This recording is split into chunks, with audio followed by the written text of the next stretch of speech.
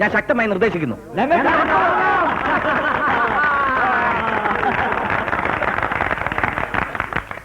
ഇതൊരു തുടക്കമേ ആയുള്ളൂ. അമ്പല കമ്മിറ്റി പ്രസിഡന്റ് സ്ഥാനം അനന്തകൃഷ്ണന്റെ കയ്യിൽ നിന്നും തട്ടിയെടുത്തത് കൊണ്ട് മാത്രമായില്ല. എല്ലാ രീതിയിലും അയാൾ എന്റെ മുൻപിൽ അടിയറവ് പറയണം. അവസാനം നാണം കെട്ട് അങ്ങേരി പഞ്ചായത്തിൽ നിന്ന് തന്നെ സ്ഥലം വിടണം. എനിക്ക് ചെറിയൊരു ആഗ്രഹം കൂടിയുണ്ട് കൊച്ചമ്മ. കൊച്ചമ്മ ഇന്ത്യയുടെ തന്നെ പ്രധാനമന്ത്രി ആവണം. പിന്നെ പാകിസ്ഥാനും ചൈനയും ഇന്ത്യ ആക്രമിക്കാൻ പറ്റില്ലല്ലോ. കൊച്ചമ്മയെ കണ്ടാൽ തന്നെ പേടിച്ചോടൂല്ലേ? അത്രയ്ക്ക് പേഴ്സണാലിറ്റി അല്ലേ? നീ ചെല്ലേ. അമ്മേ, അമ്മാവനെ ഒതുക്കിക്കൊണ്ട് മാത്രം ഒരു കാര്യമില്ല. ആ കള്ള ജോസഫിനെ കൂടെ ഒന്ന് സ്റ്റാൻഡ് പിടിക്കണം. ഇപ്പൊ ഹിന്ദു നസ്രാണിയും കൂടെ സയാമി സെറ്റുള്ള പോലെ വയറോട് വയറോട്ട് ഇരിക്കല്ലേ? രണ്ടിനെയും രണ്ടാക്കി പിരിക്കണം. എപ്പോഴും ഇങ്ങനെ പറഞ്ഞു നടന്നതുകൊണ്ടായില്ല, അതിനുള്ള വഴിയൂടെ ആലോചിക്കണം. അമ്പല കമ്മിറ്റിയിൽ അന്ന് ഞാൻ ഒരു കളി കളിച്ചത് കൊണ്ടാ ഇന്ന് ഇത്രയെങ്കിലും നടന്നത്. അമ്മ എന്തൊക്കെ വർത്താനം അവിടെ പറഞ്ഞത്? എന്നെ കൊണ്ട് മിശ്രമാകാൻ കഴിപ്പിക്കുന്നു. അത് ആ സമയത്ത് അനന്തകൃഷ്ണന്റെ വായടയ്ക്കാൻ വേണ്ടി ഞാൻ പറഞ്ഞതല്ലേ. അങ്ങയുടെ മോള് മായയെ നിന്നെ കൊണ്ട് കെട്ടിപ്പിക്കാനാണ് എന്റെ ആഗ്രഹം. അത് നടന്നാൽ നമ്മൾ വിചാരിച്ചതുപോലെ കാര്യങ്ങൾ നീങ്ങും. അല്ലമ്മേ, അതിന് ഇവനെ കെട്ടാൻ മായക്ക് സമ്മാനം അറിയണ്ടേ? സമ്മതിപ്പിക്കണം. അവിടെയാണ് എവന്റെ കഴിവ്. ഞാൻ എന്ത് ചെയ്യണം അമ്മയെ പറയുന്നത്? നീ തലയും കുത്തി നിൽക്കണം. എടാ, ഒരു പെണ്ണിനെ വളച്ചെടുക്കാനുള്ള വഴിയും ഞാൻ തന്നെ പറഞ്ഞു തരണോ? സൂക്ഷിച്ചില്ലെങ്കിലേ ആ ജോസഫിന്റെ മോൻ മായയെ കെറിക്കൊത്തു. അതോടെ നമ്മുടെ പദ്ധതികളെല്ലാം പൊളിയുകയും ചെയ്യും. ഇതിനൊക്കെ അതിന്റേതായ. ഹലോ, അവിടെ വന്നേ. എവിടെ പോയി തണ്ടിട്ട് വരിക? പുറത്തോട്ട് ഇറങ്ങി സ്വല്പ കാറ്റ് കൊള്ളാവെന്ന് വിചാരിച്ചു. ഓ, സുഖ ജീവിതമല്ലേ. ദേഹം അനങ്ങാതെ 4 നേരവും നല്ല ഭക്ഷണം കഴിക്കുക, ക്യാറ്റ് കൊള്ളുക, കിടന്നുറങ്ങുക. നിങ്ങൾക്ക് പിടിപ്പില്ലാഞ്ഞിട്ടല്ലേ മനുഷ്യ? അല്ലെങ്കിൽ പിന്നെ എന്നെ എവന്റെ മായയുടെയും കല്യാണക്കാരി അനന്തകൃഷ്ണനോട് പറയാമായിരുന്നു. മായ അല്ലല്ലോ തനിക്ക് വേണ്ടത്, അവളുടെ സ്വത്തല്ലേ? അതെ, അത് തന്നെയാണ് വേണ്ടത്. കാശ് തന്നെയാണ് ഈ ലോകത്തിൽ ഏറ്റവും വലുത്. ഈ ഭർത്താവുദ്യോഗം അല്ലാതെ നിങ്ങളുടെ കയ്യിൽ എന്തോ ഉണ്ട് മനുഷ്യ. എരിനെ പോലുള്ള നിന്റെ ഭർത്താവാകുന്നതിലും ഭേദം ആനയെ മേയ്ക്കുന്ന അടി. എന്താ മിടിച്ചു നോക്കുന്നേ? അല്ല, ഈ അരിമയായ നിന്റെ ഭർത്താവാകാൻ കഴിഞ്ഞത് എന്റെ ഭാഗ്യമാണെന്ന് ആലോചിക്കായിരുന്നു പങ്കജം. ഊണെടുത്ത് വെക്കട്ടെ? ആയിക്കോട്ടെ. നിങ്ങൾ കഴിച്ചോടാ മക്കളെ? കഴിച്ചു. അച്ഛൻ പാവല്ലേ. May come in sir? കൽക്കട്ടയിലെ ഗുപ്ത ആൻഡ് കമ്പനിയുടെ പേയ്മെന്റ് ഇതുവരെ വന്നില്ലേ? ഇല്ല സർ, ഇന്നലെ അവിടെ നിന്ന് വിളിച്ചിരുന്നു. ഉടനെ അയക്കാമെന്നും പറഞ്ഞു. പിന്നെ ഈ ആഴ്ച തന്നെ 3 ലോഡ് കൂടി അയക്കണമെന്നും പറഞ്ഞു. ആദ്യം കിട്ടേണ്ട കാശ് വരട്ടെ. പിന്നെ ഇനി മുതൽ അവർക്ക് ലോഡ് അയക്കണ്ട. ശരി സർ. ശരി. അവര് നല്ല കസ്റ്റമേഴ്സ് ആണ്.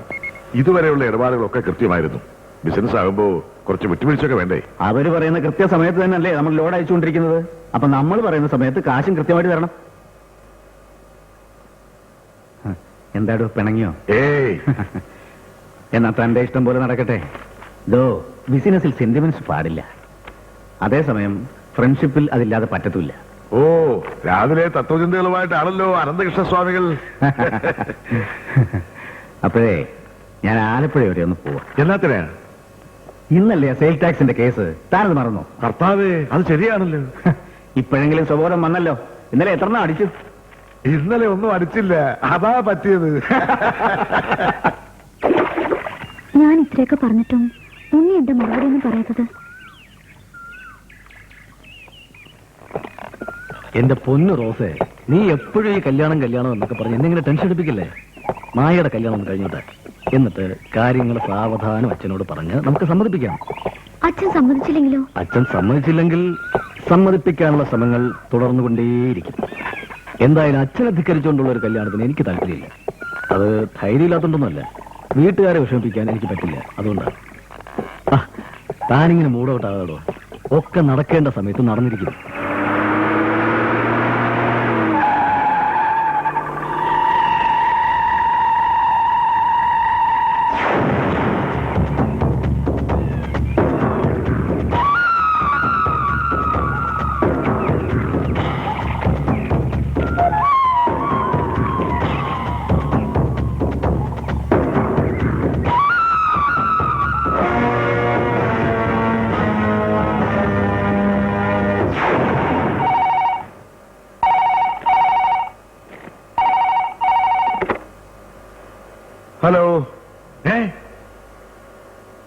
എപ്പോ?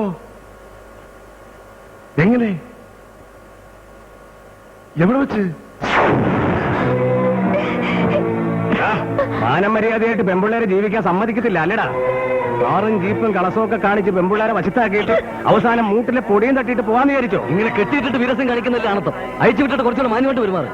മാന്യമായിട്ട് തന്നെ പെരുമാറാനുള്ള ഏർപ്പാടൊക്കെ ചെയ്തിട്ടുണ്ട്. ആദ്യം നിന്റെ തന്തയും കുറയ്ക്കും.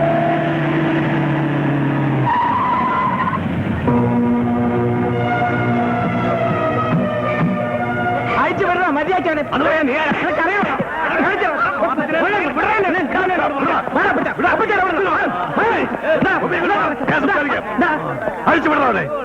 കാര്യങ്ങൾക്ക് ഒരു തീരുമാനമായിട്ട് ഇവരെ ഇവിടെ നിന്ന് വിടുന്നുള്ളൂ.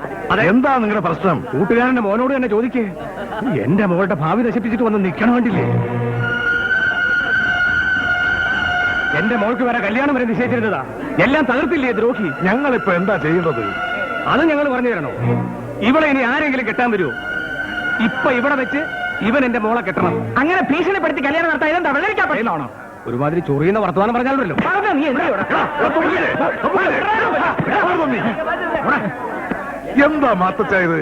നമുക്ക് എല്ലാവർക്കും ഒരുമിച്ചിരുന്ന് കാര്യങ്ങൾ തീരുമാനിക്കാം. അത് നടക്കുകയില്ല ഔസേപ്പച്ച. ഇപ്പൊ ഇവനെ വിട്ടാ പിന്നെ അവന്റെ പൊടി പോലും കാണുകയെന്ന് ഞങ്ങൾക്കറിയാം. നിങ്ങൾ കരുതും പോലെ ഇവിടെ ചതിക്കാനൊന്നുമല്ല. മാന്യമായിട്ട് കല്യാണം കഴിക്കാൻ തന്നെ ഉദ്ദേശിക്കുന്നത്. പിന്നെ പ്രശ്നമൊന്നുമില്ല, കെട്ടുകിടക്കട്ടെ. ഇവനല്ല പ്രശ്നം, ഇവന്റെ അച്ഛനാ. അങ്ങേരോട് ഇതേപ്പറ്റി പറയാനുള്ള സാവകാശം കൂടി എനിക്കിതാ. ബാക്കി കാര്യങ്ങൾക്ക് ഞാൻ ശരിയാക്കാം. അതങ്ങ് പള്ളി പറഞ്ഞാൽ മതി. അല്ല, അച്ഛനോട് ചോദിച്ചിട്ടാണോ ഇവൻ എന്റെ മോളെ കറക്കിയെടുത്തത്? അങ്ങേര് സമ്മതിച്ചില്ലെങ്കിൽ എന്റെ മോള് വഴിയാതായിക്കോട്ടെ. ഏർപ്പാടുകളൊക്കെ ശരിയാക്കി വെച്ചിട്ടുണ്ട്. നമുക്ക് രജിസ്റ്റർ ഓഫീസിലേക്ക് പോവാം. ചെറുക്കന്റെ ഭാഗത്തു നിന്ന് 2 സാക്ഷികൾ കൂടി വേണമെന്നാ സാറ് പറഞ്ഞേ. അതിനല്ലേടാ ഇവരൊക്കെ വന്നിരിക്കുന്നത്. ഇല്ല, പറ്റില്ല മാത്തച്ച. അനന്തന്റെ സമ്മതമില്ലാതെ ഒരിക്കലും ഞാൻ കൂട്ടു നിൽക്കില്ല. മര്യാദയ്ക്ക് അവന് കെട്ടഴിച്ചു വിടുന്നുണ്ടോ? അതോ കൊണ്ടുപോകാൻ ഞങ്ങൾക്കറിയാം. വേണ്ട, കൂടുതൽ പ്രശ്നങ്ങളൊന്നും ഉണ്ടാകണ്ട. നമുക്ക് രജിസ്റ്റർ ഓഫീസിലേക്ക് തന്നെ പോകാം. ഉണ്ണി, എല്ലാം ആലോചിച്ചിട്ട് തന്നെയാണോടാ നീ പറഞ്ഞത്? കർത്താവേ, നീ തന്നെ രക്ഷിച്ചോണ്ടേ. എന്നാലും എന്റെ കർത്താവേ, ഞാൻ എന്നതൊക്കെയാണോ ഈ കേക്കണേ? അങ്ങേരിങ്ങാനും ഇതെല്ലാം അറിഞ്ഞ ഇവിടെ എന്തൊക്കെ പുകലെ നടക്കാൻ പോകുന്നേ? അമ്മച്ചി വിഷമിക്കണ്ട. ഞാൻ സ്വന്തം ഇഷ്ടത്തിനായി ഇവിടെ വിവാഹം കഴിച്ചെന്ന് അച്ഛനോട് അപ്പച്ചൊന്ന് പറയണം. അതോടെ പ്രശ്നങ്ങളെല്ലാം തീർന്നല്ലോ. അമ്പലത്തിലെ പൂജാരി ഒരു ക്രിസ്ത്യാനി പെണ്ണിനെ കെട്ടിയെന്ന് പറഞ്ഞ് അമ്പലക്കമ്മറ്റി പ്രസിഡന്റ് സ്ഥാനം വരെ വലിച്ചെറിഞ്ഞവനവൻ. ഈ വിവരവും പെട്ടെന്ന് അറിയുമ്പോ ആ ഷോക്ക് അവൻ താങ്ങാൻ പറ്റുമെന്ന് നീ കരുതുന്നുണ്ടോ? അതുകൊണ്ടാണ് ഞാൻ പറഞ്ഞത്, അപ്പച്ചൻ തൽക്കാലം ഈ വിവരം അച്ഛനെ അറിയിക്കണ്ട. എന്തെങ്കിലുമൊക്കെ നാടകങ്ങൾ കളിച്ച് ഇതിന്റെ ഷോക്ക് നേരിടാനുള്ള ഒരു മാനസികാവസ്ഥ ഉണ്ടാക്കിയെടുത്ത ശേഷം നമുക്ക് കാര്യങ്ങൾ അവതരിപ്പിക്കാം. അത് കൂടുതൽ കുഴപ്പത്തിലേക്ക് കലാശിക്കൂ. കള്ളം പറയുന്നവരോടും പ്രവർത്തിക്കുന്നവരോടും ഒരു വിട്ടുവീഴ്ചയില്ലാത്ത മനോഭാവമാണ് അവന്റേത്. എനിക്കറിയാവുന്നതുപോലെ അവനെ നിങ്ങൾക്കാർക്കും അറിയില്ല. ഞാൻ എല്ലാ അനന്തരോട് തുറന്നു പറയാൻ പോവുക. എന്നാ പിന്നെ ഒട്ടും വൈകിക്കണ്ട, അപ്പച്ചൻ പോയി പറഞ്ഞിട്ട് വാ. കർത്താവേ, എനിക്കതിനുള്ള ധൈര്യമില്ലാതെ പോയത്. ഇത് രണ്ടും അപ്പച്ചൻ തന്നെയല്ലേ പറയുന്നത്? ഇല്ല, ഞാൻ ഇപ്പൊ തന്നെ പോയി പറയാൻ പോകും. പോകുന്നതൊക്കെ കൊള്ളാം. ഈ രാത്രി എന്നെ റോസ്മേരിയെ തിരിച്ച് വീട്ടിൽ കൊണ്ടാക്കണമെന്ന് അച്ഛൻ പറഞ്ഞാൽ അതനുസരിക്കാൻ കൂടെ അപ്പച്ചൻ തയ്യാറാവണം. എന്നാ പിന്നെ ഒരു കാര്യം ചെയ്യാം. ഞാനും അവളും കൂടെ പോയി വല്ല കായലോ കടലിലോ ചാടി ചത്തോളാം. ഓ അയ്യോ, നിങ്ങളൊക്കെ കൂടെ എന്നെ ഭ്രാന്ത് പിടിപ്പിക്കും. കർത്താവേ, ഇതിലും പേരെ എന്റെ അങ്ങോട്ട് വിളിച്ചുകൂടായിരുന്നു.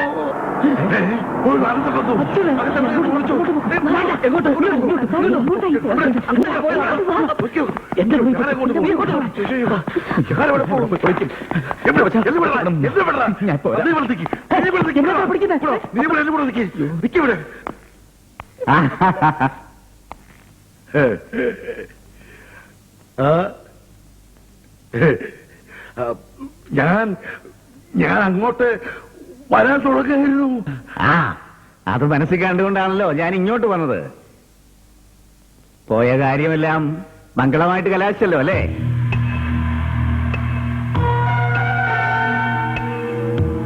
എന്താടോ മേടിച്ചു നോക്കുന്നത്? ചെക്ക് പോസ്റ്റിലെ പ്രശ്നങ്ങളൊക്കെ തീർന്നില്ലേടോ? സണ്ണിച്ചനുണ്ടായിരുന്നോണ്ട് തടിയുടെയും കൂപ്പിന്റെയും കാര്യങ്ങളൊക്കെ അവിടെ ഇരിക്കട്ടെ. എടോ ഔസേപ്പച്ച, നമ്മുടെ ജീവിതത്തിൽ എന്ത് പ്രശ്നങ്ങളുണ്ടായാലും നമ്മൾ അങ്ങോട്ടും ഇങ്ങോട്ടും പറയാറുണ്ട് ഇല്ലേ?